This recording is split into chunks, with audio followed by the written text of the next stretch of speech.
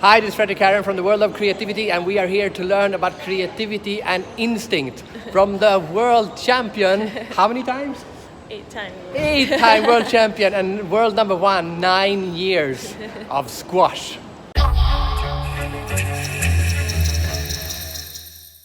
I'm Nicole David. I'm a professional squash player, well, former professional squash player, and I've been world number 1 for 9 years. I won 8 world titles, and in total I won 80 pro tour titles.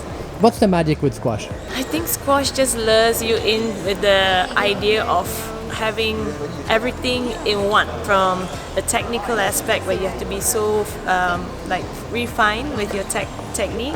You have to be very smart in how you want to position the ball because you're in the same space as your opponent in the court.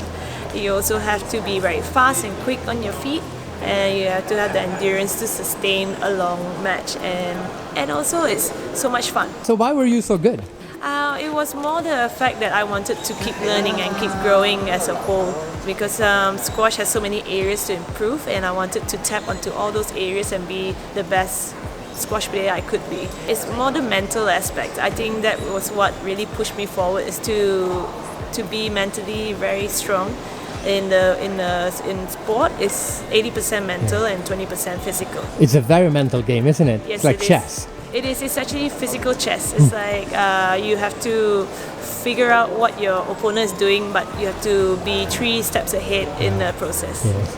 So where does creativity come in then as a squash player? Creativity is actually one of the main factors in squash. You have to always have different ideas and plans when you go into playing a squash match and with your opponent. Once you have a few plans, you can actually go in and be prepared for what they are going to do when you're on there. And it's all fast. It's all on the spot. You have to be creative. If not, you're gonna stay put and they're gonna beat you. But I think the key there is the fastness. Is it the fact that it's physical, or is it the fact that it's so fast? It's a combination of the two. You have to also be physically ready to sustain that, because at a certain point, if you're not fully fit and strong to sustain that, then your focus will go, so you can't keep up with your opponent. So whoever is physically, mentally strong all around and technically sound, that's when the player can really be on the next level. On the spot, you have to see what's really working for you and also what your opponent is trying to do. If you had experience before, you're gonna have to go into the good, solid game plan. If they are already tapping onto that, you have to keep changing and making sure that you're on top of your game and ahead of the opponent. But then also during the ball itself, you have milliseconds to think about come up with a creative solution. So that's what happens when you have a plan and you've already practiced it and trained at it for all your life.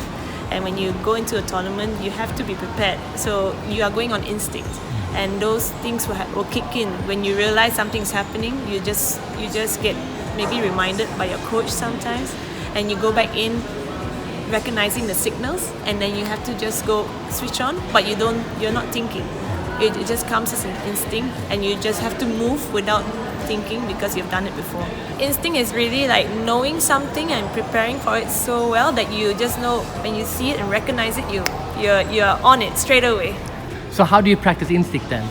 It's just about training regularly and putting yourself under those situations and pressure situations. You always have to prepare the way you're going to play.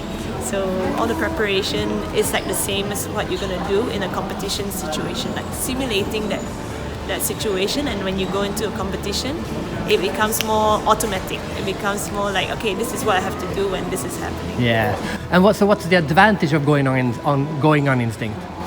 It's something that you can't imagine happening because it's just going so fast. So you feel like you are just in slow motion, to be honest. Yeah. It's going so fast, but you're actually in slow mo because it all seems like you've known it before, and you are just playing, knowing that everything is going to go just fine. It's the instinct that takes you forward and brings you to a whole different level of understanding of and precision that what you have to bring. But then in the game, how do you tap into it?